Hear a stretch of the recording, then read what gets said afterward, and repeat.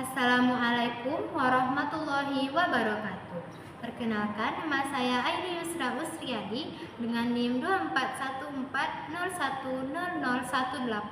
Baiklah, pada kesempatan kali ini saya akan membahas tentang tafsir Tarbawi Al-Quran Surah At-Tahrim ayat 10 sampai 12. Pertama-tama saya akan bacakan Surah At-Tahrim ayat 10 sampai 12. A'udzu billahi minasy syaithanir rajim. Bismillahirrahmanirrahim. Daraballahu mathalan lillazina kafaru imra'ata Nuhin wa imra'ata Lut.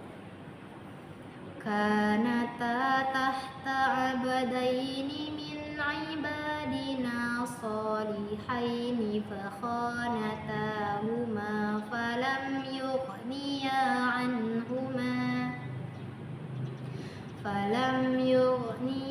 anhuma minallahi syai'an wa qila dakhulan nara ma'ad dakhilin. Wa daraballahu mathalan lillazina amanu imra'ata fir'aun iz qalat rabbi ibni li 'indaka baytan fil jannati wa najjini min fir'auna 'amalihi wa najjini minal qaumiz zalimin. Wa Maryam ibnata Imran allati ahsanat farjaha fanafakhna fihi min ruhina wa saddaqat bi kalimati rabbiha wa kutubihi wa kanat minal qanitin. Shadaqallahul azim. Artinya,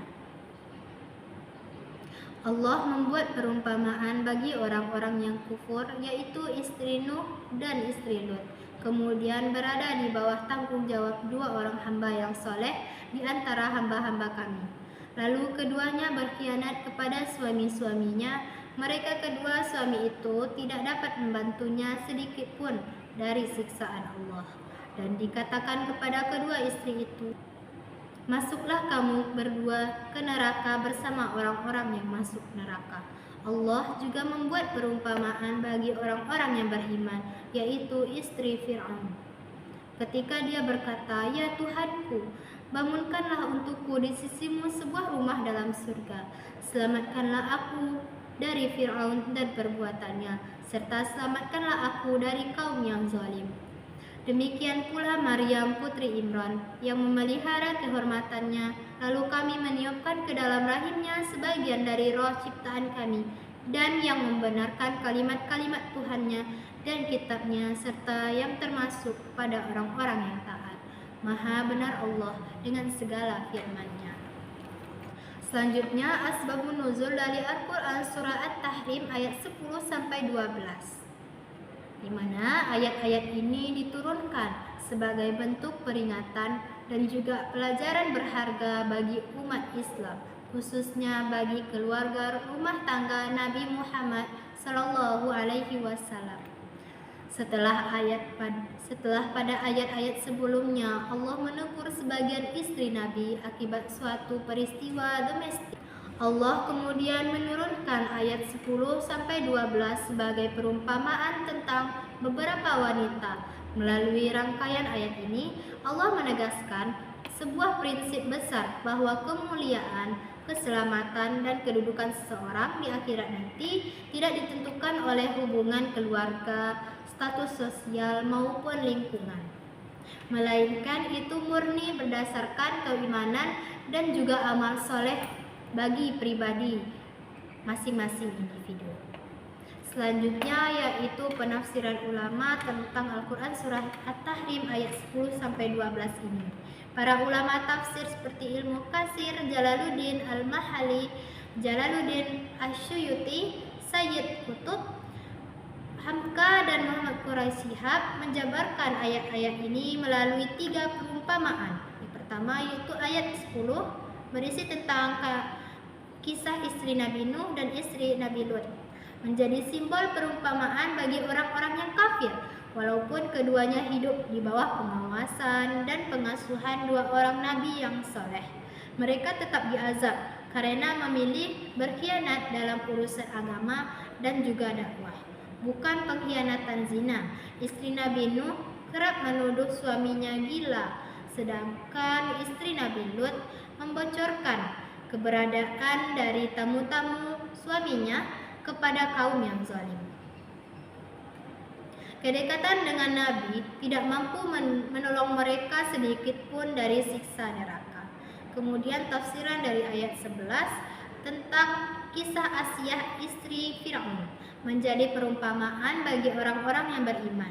Asyah hidup di lingkungan istana yang penuh akan kekufuran dan kekejaman suaminya, yaitu Fir'aun, yang mengaku sebagai Tuhan. Namun, Asyah tetap teguh mempertahankan keimanannya, bersabar atas siksaan Fir'aun, dan berdoa agar dibangunkan di sebuah rumah di sisi Allah dalam surga nantinya, serta diselamatkan dari kaum yang zalim. Adapun tafsiran dari ayat 12 yaitu tentang Maryam binti Imran menjadi simbol kesucian lahir dan batin bagi orang yang mukmin. Maryam adalah wanita yang taat, teguh beribadah, dan juga menjaga kehormatan dirinya. Atas kesuciannya Allah meniupkan roh ciptaannya melalui malaikat Jibril, hingga lahirlah seorang nabi yang bernama Nabi Isa, yang dilahirkan tanpa ayah sebagai bukti mukjizat dan juga kekuasaan dari Allah Subhanahu wa taala.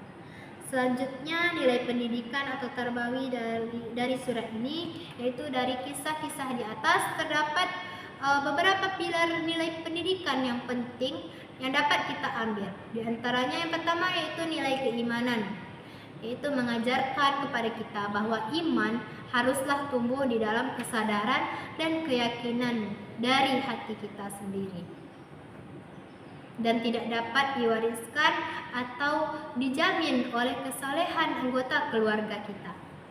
Kemudian nilai tanggung jawab pribadi atau kemandirian moral, yaitu mendidik individu agar memahami bahwa setiap manusia itu bertanggung jawab penuh atas pilihan hidup dan amalnya masing-masing di hadapan Allah, tanpa bisa bersandar pada nama besar keluarga. Kemudian keteguhan iman atau istiqomah. Dengan keteguhan iman membentuk karakter peserta didik agar memiliki prinsip hidup yang kuat. Seseorang haruslah mampu mempertahankan kebenaran dan integritasnya meskipun berada di lingkungan yang sangat buruk demikian. Seperti dalam sebuah contoh keteladanan Asyah tadi, bahwa dia hidup dalam kekejaman dari Nabi Fir'aun, dia hidup dari kekejaman Raja Fir'aun.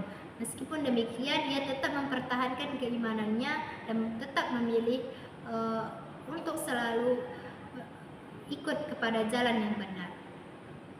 Kemudian nilai selanjutnya yaitu nilai keteladanan atau uswatun hasanah, menunjukkan bahwa pentingnya visualisasi contoh nyata atau figur positif versus figur negatif dalam dunia pendidikan agar peserta didik lebih mudah membedakan mana yang jalan yang benar dan jalan yang salah.